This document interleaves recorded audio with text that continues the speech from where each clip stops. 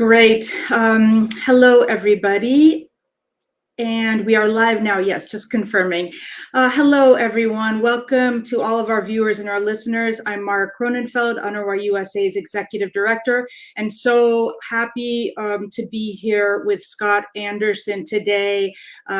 He is the Director of Operations in Gaza for UNRWA, of course, and we had scheduled for Scott and myself to have a conversation last Friday. Of course, he was caught in traffic in just the horrific situation in Gaza right now, unable to get to his computer. So we're so happy to have him with us today. And before we get started with asking Scott some key questions about just what it's like on the ground in Gaza, we can only imagine what he and the 2.1 million people in Gaza are going through right now. But we'll want to hear from him directly. I just want to start with a couple of words of introduction. So it's been actually about a year since our last episode. So I want to do a quick refresher on our program, Let's Talk UNRWA, which is a quarterly live speaker series. And our goal is to provide everyone listening with really an insider view of UNRWA's work. It's a unique opportunity as well for you to hear directly from UNRWA staff like Scott Anderson, who work in the field, as well as some of our colleagues who work in the US. And as I mentioned, we are featuring Scott today, an American who is UNRWA's Deputy Humanitarian Coordinator and Director of UNRWA Affairs in Gaza. Scott hails from Akron, Iowa, and before joining the United Nations, he served 21 years in the US Army, receiving 2 Bronze Stars for exemplary service in Afghanistan, and he retired at the level of Major. Scott has been with UNRWA was with UNRWA for over 10 years, during which he served as Director of Operations, Director of Operations in Gaza and then the West Bank. He led UN emergency humanitarian operations in Gaza during the 2009, 2012, and 2014 assaults on Gaza. And he transitioned out of the UN only for a short time, but out of the UN in 2018 to return to his Midwest roots, joining the U.S. Department of Agriculture. Because of his experience in Gaza and his expertise, Scott was requested to return to UNRWA to provide senior leadership to the organization during its emergency humanitarian operation, which of course began in October 2023 and has lasted until now. So Scott, let me just start by saying thank you so much for joining us. I can't imagine it is easy to take calls like this in the middle of an apocalyptic humanitarian setting, but we are so grateful for your being here today.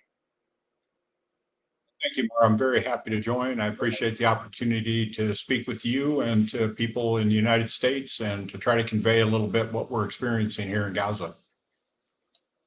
Thank you.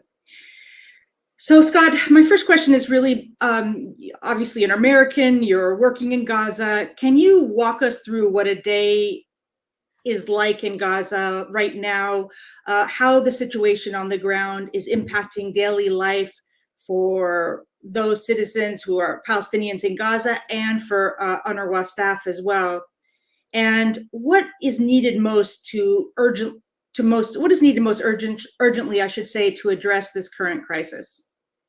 Well, I'll start with that, Mara. The thing we need most urgently is a ceasefire.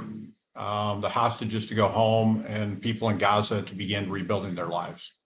I spend a lot of time out talking to people in Gaza and across Gaza.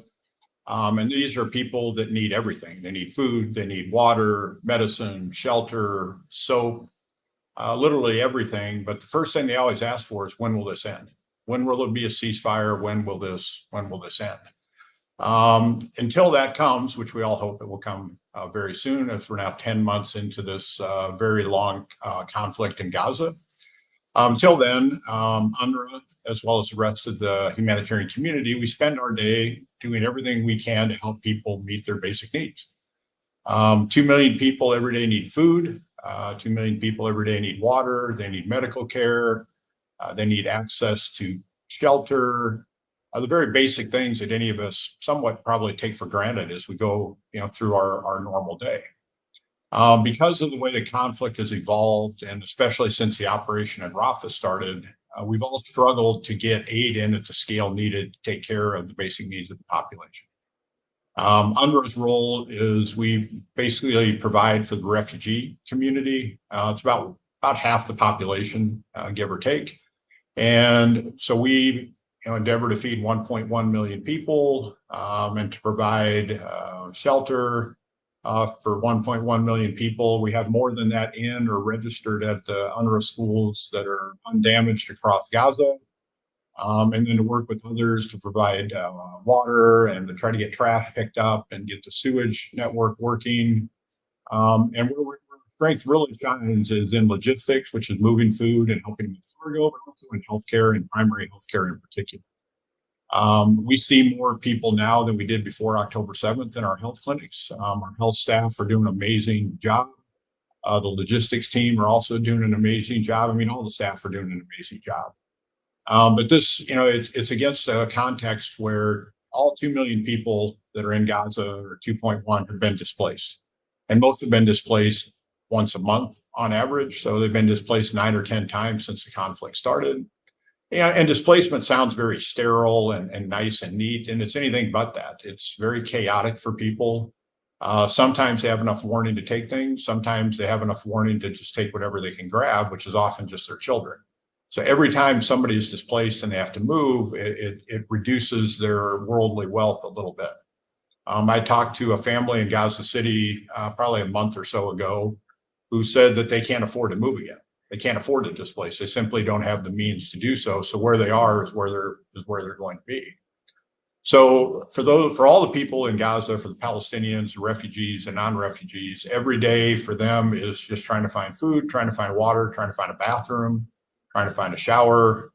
And we're here to do everything we can to try to meet those basic necessities, as I said, that most of us very much take for granted and probably don't give a second thought to getting up and taking a shower in the morning and having breakfast and then starting our day. But for people here, it's much harder for them to do that every day.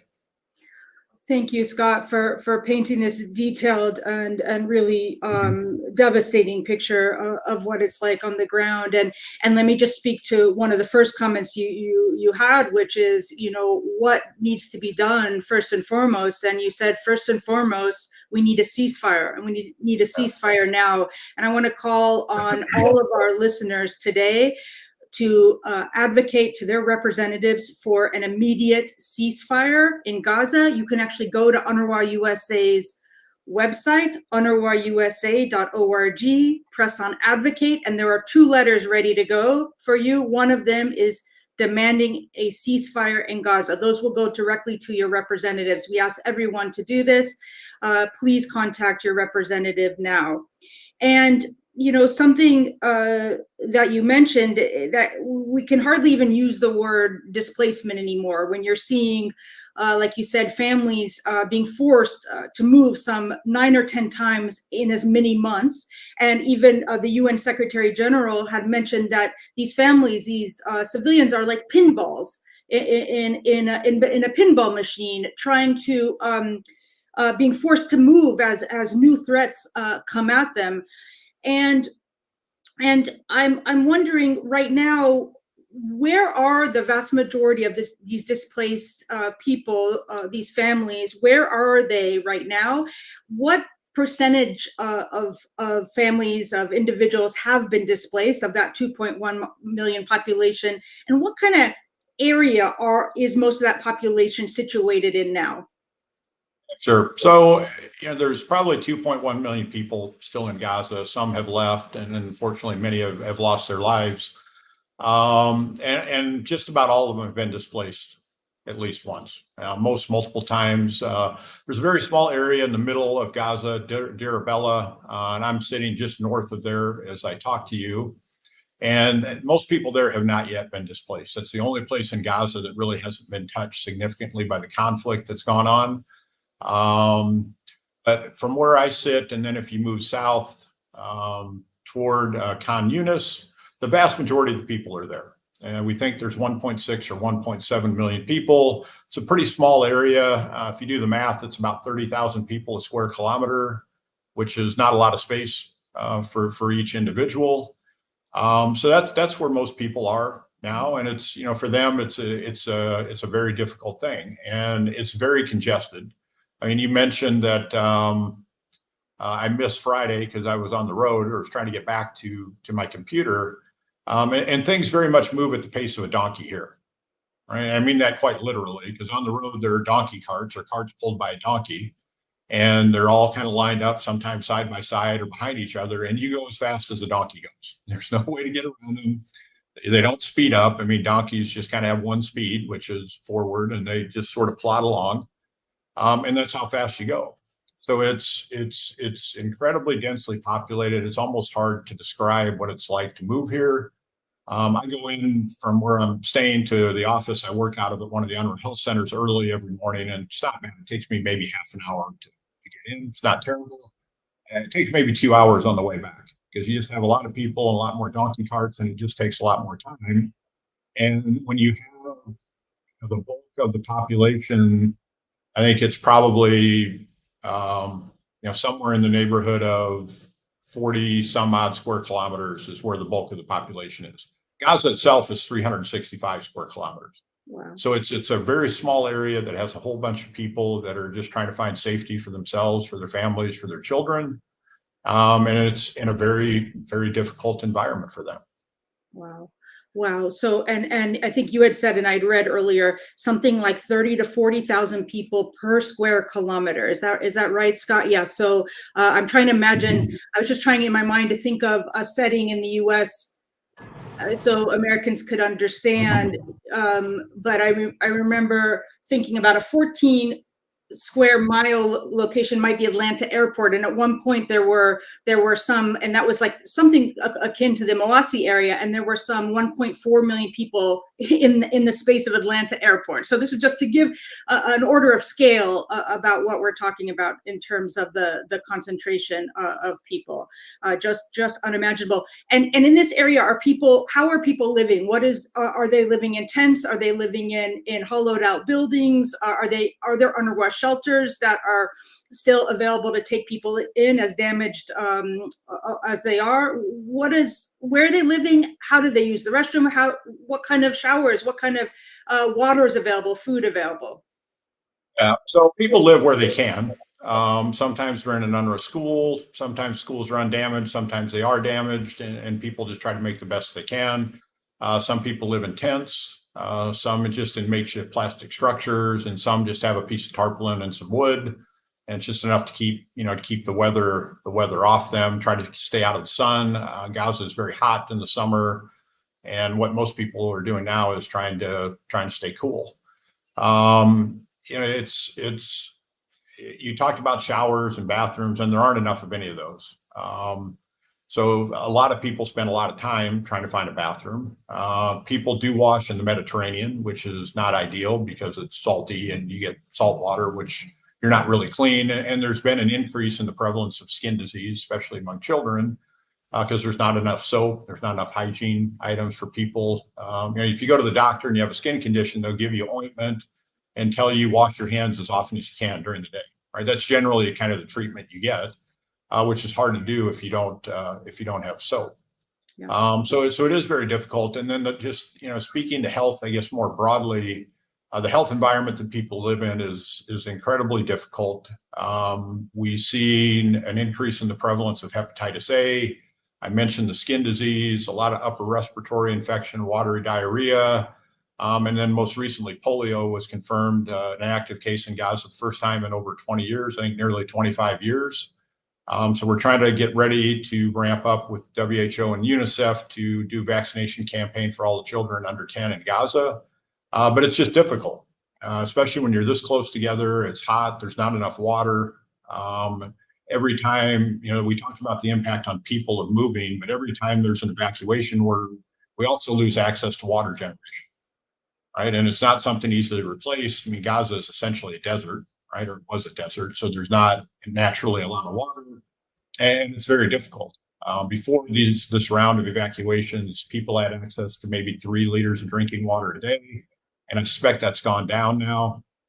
So it's at a time when we need more clean drinking water because of the heat, and to help keep people hydrated, which also helps prevent infection and disease. we're faced with an environment where people have access to less.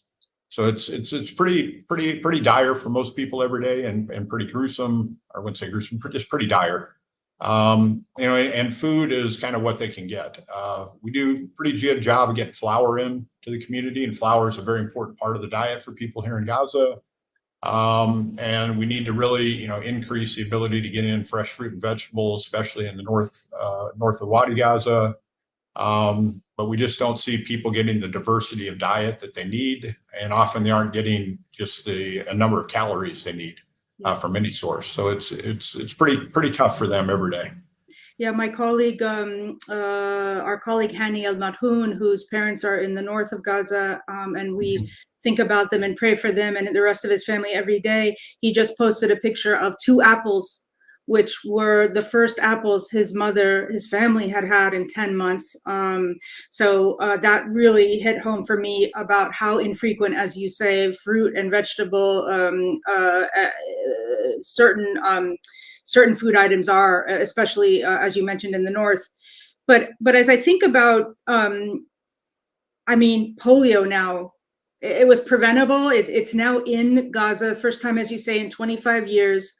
From what I understand, that it was in the water system. They'd seen it there, but this is the first, I guess, paralytic case they say where a young child has it. Just devastating.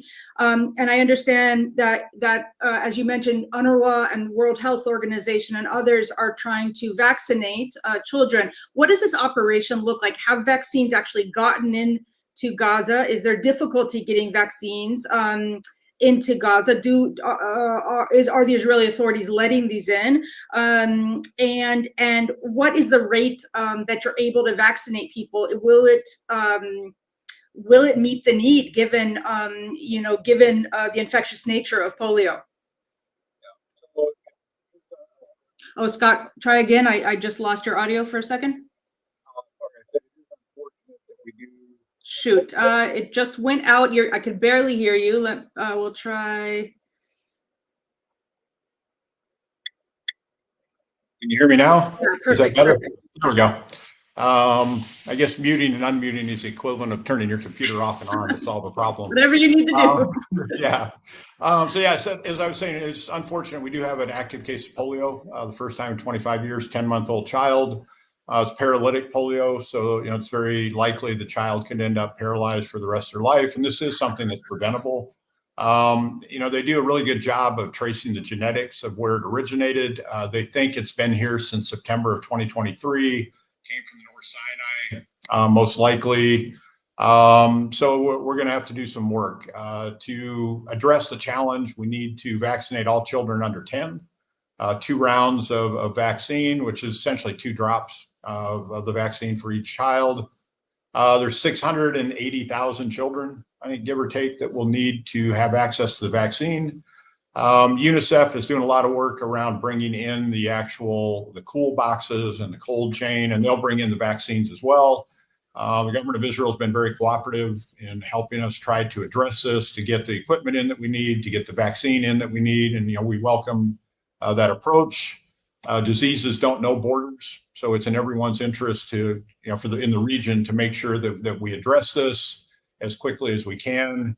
The one thing that we will need help on is, we call them days of tranquility. It's kind of like a mini pause in the operation. We'll need to do 3 or 4 days in the south of Wadi Gaza with a day of mop up, and then probably 2 days with a day of mop up in the north, and that'll have to happen twice. We need to get to at least 90% to establish herd immunity for polio. And for that to happen, we need the population to be static. Normally, when you do polio campaigns, you go door to door and you make sure you count and you get everybody. Because of the nature of the displacement and where people are, and they're still fairly mobile within the area in which they're living, we need to try to get them static. So we've asked, Israel, please no evacuation orders in the middle of this, because it would be very disruptive, and we want to make sure we don't miss any children. But I think that WHO and UNICEF and UNRWA have developed a really good plan, and I hope that we can start August 31st, the first round of vaccination. Hopefully we'll finish that week, and then a month later we'll do round 2. If all goes well, There may need to be a third round depending on how things evolve. Usually when there's an active case, you do a third round. But that's up to the team, the experts at the Global Polio Initiative, as well as WHO and UNICEF. For UNRWA's role, we'll probably do 40% of the vaccinations in our health centers and with our staff.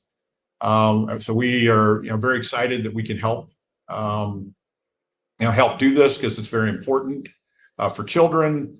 And I think the one advantage we do have is that parents in Gaza are very welcoming of immunizations, and before the conflict we were at almost 100%. Yep. So they actually seek it out. So I think if we give people the opportunity, tell them where to go, how to do it, that we'll be able to meet that goal of 90% and hopefully prevent any children from contracting this horrible disease. Great, and I'm so glad to hear that. And before I get some questions from those listening in, Scott, I'd read just this morning that since October, there's been approximately maybe 50,000 children born in Gaza since October. That meshes with my memory that at any one point there were some 50,000 pregnant women. And just to, being a mother myself, to imagine going through pregnancy in such conditions where you can't find a restroom, where you can't take a shower, where many women have lice in their hair and have had to cut their hair short, where you can't give birth in sanitary conditions. And then you have a child somehow who makes it through all of that, and then they're brought into the world in this treacherous environment. So on the one hand, we're talking about polio vaccines. How is UNRWA and other actors able to get the vaccines for newly born children in there? Are they able to, the vaccines that children would normally take anywhere around the world?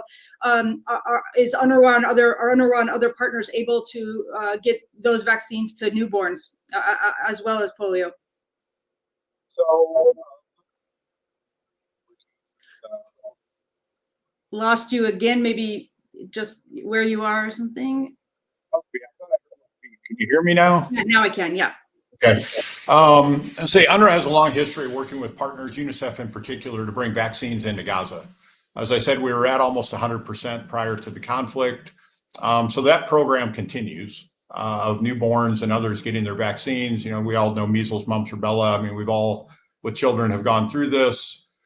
So that does continue. And of the newborn children, UNRWA is probably doing around 80% of the vaccinations for them. So we're very active in this. And again, it speaks to the willingness of the parents to seek that out and to make sure that their children are protected.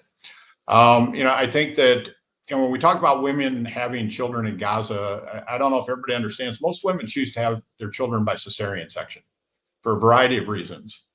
Once you've done that once, and certainly twice, that's your only option. You then can no longer give birth naturally. That's it. So it's been very difficult. The hospital network in Gaza is pretty catastrophic, I think is the right way to say it. We have some field hospitals, and we welcome, MSF and IMC and others have come in to do some of this great work. But they're the hospitals themselves that were in place before, like Shifa and Nasser Hospital and Al-Aqsa, they're short really everything. They don't have enough cleaning supplies. They don't have enough anesthesia. And we had reports of women giving birth by cesarean without anesthesia, which I can't imagine what that's like for the mother or for the child to go through the trauma of entering the world that way. So it's very difficult. Women have really borne the brunt of what's happened in the conflict. You mentioned women having lice in their hair. We've talked to women that have gone 3 or 4 cycles without being able to shower. So it's really quite difficult. And women don't eat or drink, so they don't have to find a bathroom, which is equally horrible with your body, or for your body, pardon me. So it's very difficult. And then you bring a newborn into this world, and I've had some really horrible encounters of children starving to death. On March 19th, the day I'll never forget as long as I live, March 19th, 2024, I was at Kamal Adwan Hospital in Jabalia. It's one pediatric hospital in Gaza. And I met 2 different women with 2-month-old babies that were starving to death. And the mothers didn't have enough nutrition to lactate. And, if you can do the math, Mara, they were born in January, so they weren't alive in October. So they were born into this circumstance of their mothers and fathers not having enough to provide for them. I'm a parent. I have 3 children I love. I can't imagine what that would be like to go through as a parent. So we're hoping that, we can do better and get more in, but we really need a change in the environment and how aid is imported, so we can get things in at the scale needed to prevent, babies from starving to death. Oh, just horrific, just unimaginable. And I mean, I across our social media feeds here in the U.S., especially for those of us who are watching day in and day out, just seeing so many traumatized children, a young girl losing her hair out of trauma, kids just living in abject fear, parents not being able to help them with that trauma. And I know that a key service that UNRWA plays is providing mental health support, counseling for children, for adults. Maybe you can describe that, and then also help answer a question from one of our viewers, actually our friend Laura Lucero, who we adore and who we see in so many cities around the U.S. But Laura asks, how do you cope? How do UNRWA employees cope seeing this trauma day in and day out? Starting with the children. So one thing we've done that's very positive, I think, we started learning again on August 1st. It's not complete education, but we're getting children back into a school environment and trying to create a safe space where children can be children, right? And just have a little time to play, sing, dance, very much psychosocial support and games. Eventually we'll get to self-learning, but we're not in any rush to do so. So we just want to create routine, stimulate their minds a little bit and make them feel safe and give them somewhere safe to be. For our teachers and for the psychosocial counselors, they're also traumatized. So we're going to need to get them help, which we're working on doing, to deal with their trauma so they can help others deal with the trauma. And as we move, to full-blown, education, children that have been in a traumatic environment behave differently in a classroom than children that have not. So we're going to need to probably get our teachers some extra skill sets, a little extra training to help them, empathize and understand with children, that they're going to need to be patient and show them a little grace as they, deal with the emotions that have been sometimes pent up now for 10 months. And with the number of people that have lost their lives and been injured, everybody in Gaza knows somebody that's died or been injured. It's a small village of 2.2 million people. The connections are all very strong. So, we're going to do what we can to provide for our staff. We do make counseling available now because it is very important. And then for the international staff like myself, we also have counseling available, but it just helps working 16 hours a day. You don't have much time to think of everything that's going on because we're just quite busy. Well, thank you for all you do, and all I know there's 30,000 UNRWA staff members across the 5 fields of operation where you work. There were 13,000 in Gaza in early October 2023, and now how many staff members at UNRWA are working in Gaza today? I assume it's the teachers, the doctors, nurses, and then the whole logistics machine that's able to get the food that does get in and the medicine to the people who need it. How about how many staff members are working on a daily basis? We have somewhere in the neighborhood of 12,000 staff on fixed term contracts. About 2/3 of them are working now. And our aim is by 1 October to have everybody back at work, to have as many children as we can get back to learning. And as I said, to provide them that safe environment and that routine that's so important for their development. And I think it's also good for our staff to be doing something, to not just be sitting at home and thinking about what's happening. So we're going to do everything we can to get them back to work, to support them, and to support all the people we're here to help. Great. And a question one of our viewers, both on Instagram and then also it looks like on Facebook is I know at different times during this war or the siege of Gaza, there have been sometimes success of getting enough trucks in to serve the needs. We know that the airdrops were kind of very expensive, ineffective, and sometimes dangerous, or not, I wouldn't say ineffective, but less effective. And we also now that we know that the situation at the Rafah border is completely different with the Israeli military taking over. My understanding is most of the foodstuffs and supplies are coming through Kerem Abu Salem. You can tell us if that's accurate or not, if anything is coming from Erez in the north or any other openings. And are we getting enough for the need?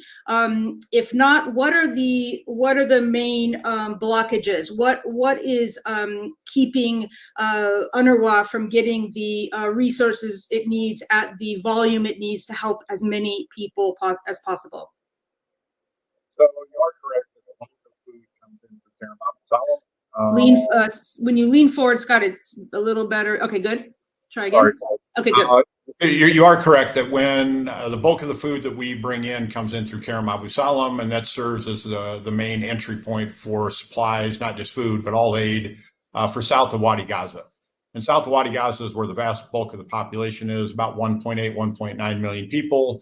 There's 300,000 or so north of Wadi Gaza, and we do have access to a crossing through Erez to bring aid in for them. And in the north, it works fairly well. In the south, the problem is the law and order environment. In February, a decision was made that the blue police were a visible symbol of authority of Hamas in Gaza. They were all called and told to take off your uniform, stay home, you can't work anymore. If you do, you would become then a target. Some try to keep working and have. Some were targeted and lost their lives, but many stopped working. We didn't really feel the impact until May 6th when the operation in Rafah started, and then the police couldn't function at all around the crossing. What we've seen since then is essentially organized crime families have taken over turf in Rafah, and it's made it very difficult for the UN to bring in aid at scale. Cigarettes are not brought into Gaza any other way than through smuggling. And I think the last number I heard, one cigarette was $27. So, and I can't do the math in a carton, but I guess for 4 cartons of cigarettes, you could almost put your kids through college for a year. I mean, it's big money. So it attracts the attention of people. And because of that, we've just had a problem. I mean, any society, no matter how good and just they are, they need police to function. That's just the way we are as people. Gaza is no different. And because of that, it created a void that's been filled by people who are more interested in making money for themselves and their families than they are making sure people in Gaza get access to the things they need. So what happens is sometimes they take cargo. Primarily, they're looking for cigarettes, but really it's anything of value. And this is the part I find most frustrating. The things of value are being sold in the market when they should be given to people for free because they're paid for by our donors. The private sector pays money to be left alone, and they also have armed guards on their trucks. We will not do that. We will not take a life to save a life. That's against our ethos as humanitarians. Nor are we going to ask our donors to pay protection money to what are essentially mafia families to leave us alone. So we work to try to coordinate with the families to leave us alone. Some days we're more successful than others. We are very successful at bringing fuel in that way. We've been mostly left alone, a couple exceptions here and there. Some days are good, some days are not, but it's really slowed us down in terms of our ability to bring things in at scale. And what we really need is some sort of police force to function again. And if we did have that, then we could bring aid in at scale and address many more needs of the population than we're able to within the current environment. Okay, and thank you for this fulsome description. It really helps me, frankly, understand more than I did before. And I read almost everything I can here, of course. And so, essentially, just so I understand, the Israelis were saying that the blue police cannot operate, or that they're going to be a target. So those police, some stayed, many left. Most left in the end. The breakdown in security has happened as a result, and then we're having in a war environment, in a environment of siege, we're having some families there kind of almost act as you said, as mafia, kind of controlling some food and smuggling in cigarettes, which have become of incredibly high value. What would mitigate against that? The ability to have a police force, perhaps a humanitarian corridor. has the UNRWA called for, and other UN agencies, a humanitarian corridor, which would allow safe passage in an area that would be protected and safe? And have you had trouble, and I certainly read about this before many, many times, have you had trouble deconflicting where you're going to bring aid, not only with the kind of criminal elements, but with the Israeli army, which is striking, has struck many UNRWA facilities. We know hundreds and hundreds of UNRWA facilities. Have you been able to deconflict the safe movement of goods with the Israeli army? So the United Nations and other humanitarian actors, we've called for some solutions. We're not trying to prescribe what a solution should be, just what the outcome is that we desire, right? That could be humanitarian coordinator, it could be return of the blue police, it could be different blue police.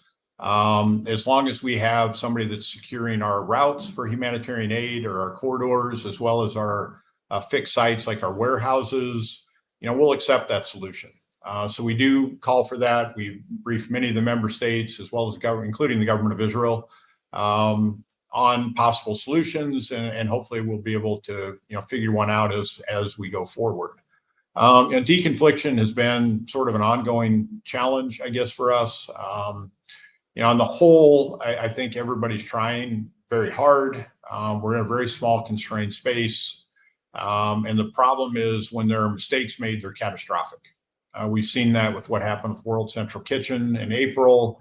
In May, we saw it with what happened with one of our DSS colleagues. We've been, struck by bullets while waiting to cross the checkpoint in our armored vehicles.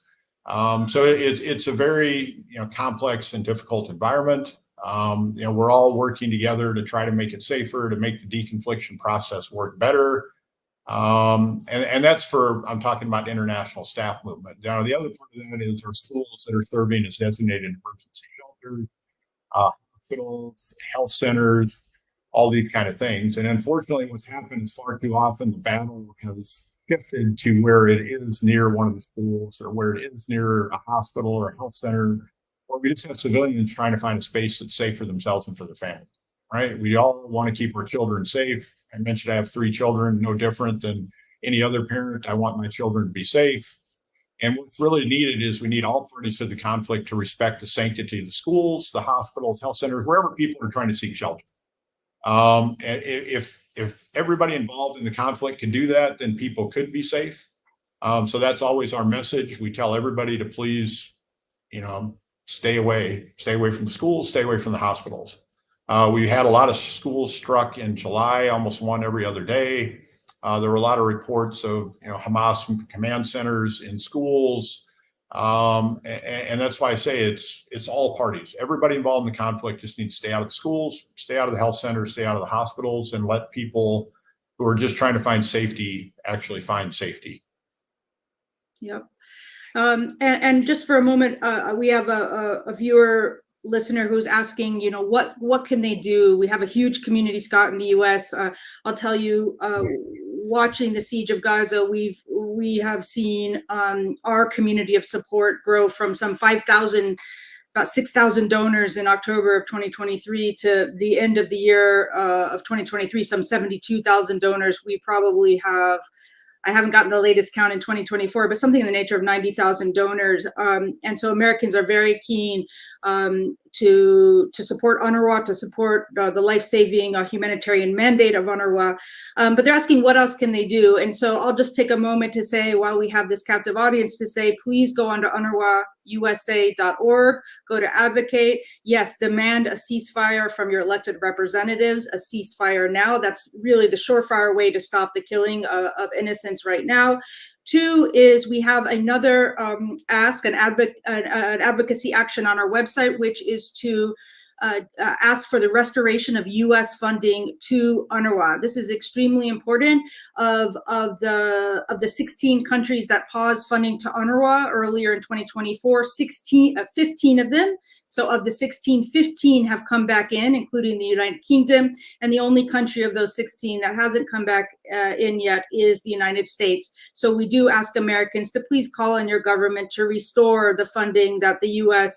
Has provided to UNRWA for many years, really somewhere between a fourth and a third of the budget. So the U.S. funding is essential. Until then, we're so grateful to the American people who are trying to step in and fill that hole through contributions to UNRWA USA. So you can continue to contribute. I've just heard, Scott, from one of your colleagues that there may be an issue about meeting some of the core programmatic needs in September. So right now, just for anybody who's listening, we are raising funds for your core program budget, Scott, so that we can make sure everybody who's needed out in the field to save lives, to educate people, to give them their vaccinations, have the means to do that.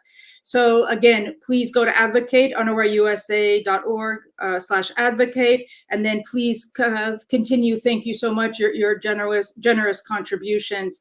And so, Scott, I have a question just to turn a little bit personal. One of our viewers is asking, you have a unique background. You come from the U.S. military. How did you first end up in Palestine, working with Palestinians, and just any thoughts? Sometimes in the U.S. there are sometimes not everyone understands everything about Palestinians. Some people may not have been to the region. They may not have gotten to visit people. What would you say to Americans who maybe haven't had Palestinian colleagues or friends or who've lived out there? Yeah, so to start with that, I'd say that, Palestinian colleagues are just like us in many respects, right? They're human beings. They have a lot of the same dreams, aspirations.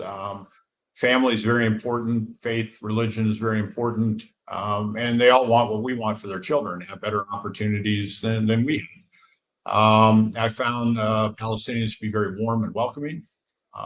They're very gracious. They would give you the shirt off their back if it would help you.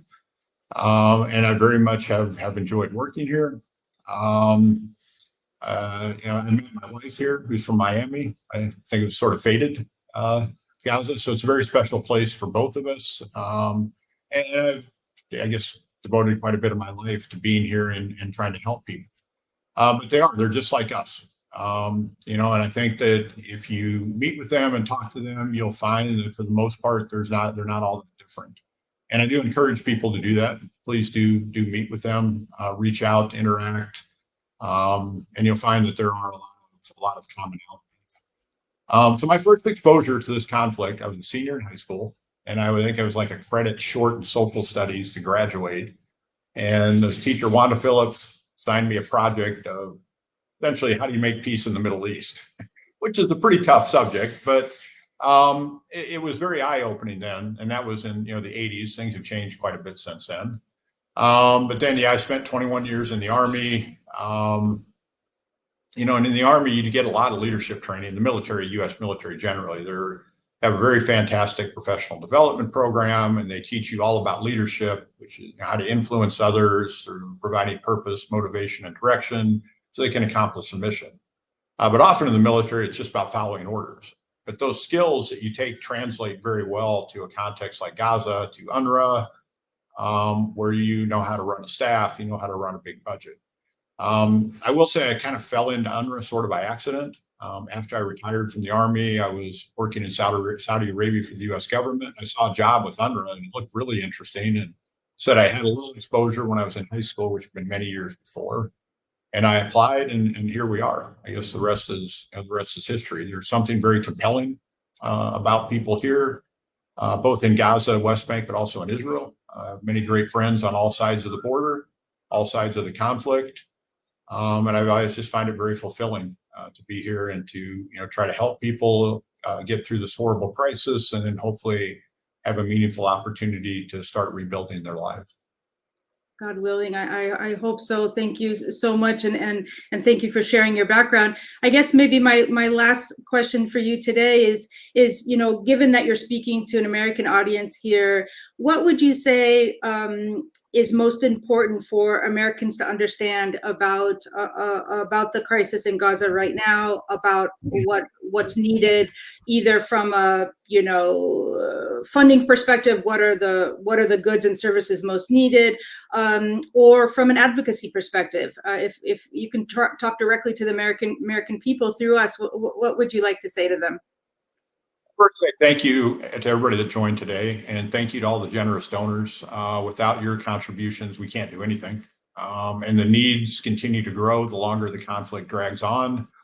So what we really need is funding so we can continue to provide the very basic things that the refugee community in Gaza requires to get through, their daily lives.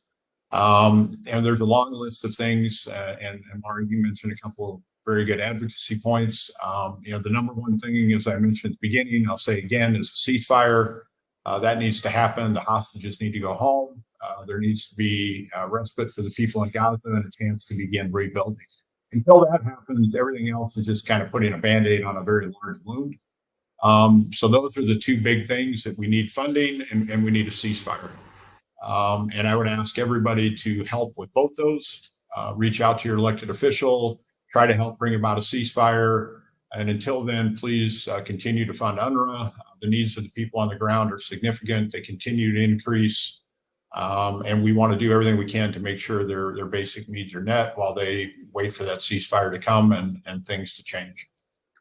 Thank you, Scott, so much. I couldn't agree more. A ceasefire, please write your elected representatives. Please go to unrwausa.org/advocate.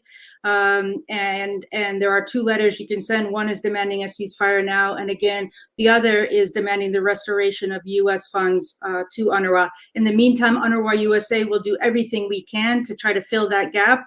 And I could say that we've partnered with some 90,000 Americans to do just that. And we're so grateful for the contributions, which really are saving lives through the amazing work of UNRWA and all those staff on the ground that Scott works with, so many of them Palestine refugees themselves. So we thank all for tuning in. And just before we leave today, a couple of notes. I would like to remind everyone that we will continue our Let's Talk UNRWA series on a quarterly basis. So we should be back in a couple of months with another live interview. And also want to remind folks, and especially our friends in Texas, that we're going to have our Gaza 5K event on September 28th in Dallas. We do have a special guest there, the journalist Mu'taz Azeza, who maybe Scott has heard of and seen, who will be in the U.S. speaking about his experience living through so many months of this war on Gaza. And we invite people to go to gaza5k.org to get tickets. And then we will be with Mu'taz in a 4-city speaking tour and a fundraiser, again, to bring essential funds to UNRWA. So we'll be in Houston right after, on the 29th of September, followed by Anaheim, California, where I'm from, Southern California, and then off to New York City, to Brooklyn, and then to DC. So tickets are almost sold out. So if you want to get these tickets, please look for them right now. And also, finally, I should say, at the Gaza 5K, this is a moment to come out with your community, to enjoy some delicious food, and to really come together to support all those who need us. I just want to say one note before I sign off, just from Naveen Afana. Dear Naveen, thank you so much. She says, during my work in Gaza as a protection focal point in Rafah, and lovely to hear from you, Naveen. She said the suffering was enormous. With the help of UNRWA, we made a difference. Thank you for your support and for all of your efforts. So thank you, Naveen, for saying this. And then PV Victor, thank you for your time, Scott, and thanks for organizing this, Mara and UNRWA USA. Thank you so much, Scott. Thanks for all who tuned in, and we'll let you get back to your important work. And you're welcome anytime you wanna speak with us and to our amazing group of supporters here in the US. Shukran kathir. Thank you so much.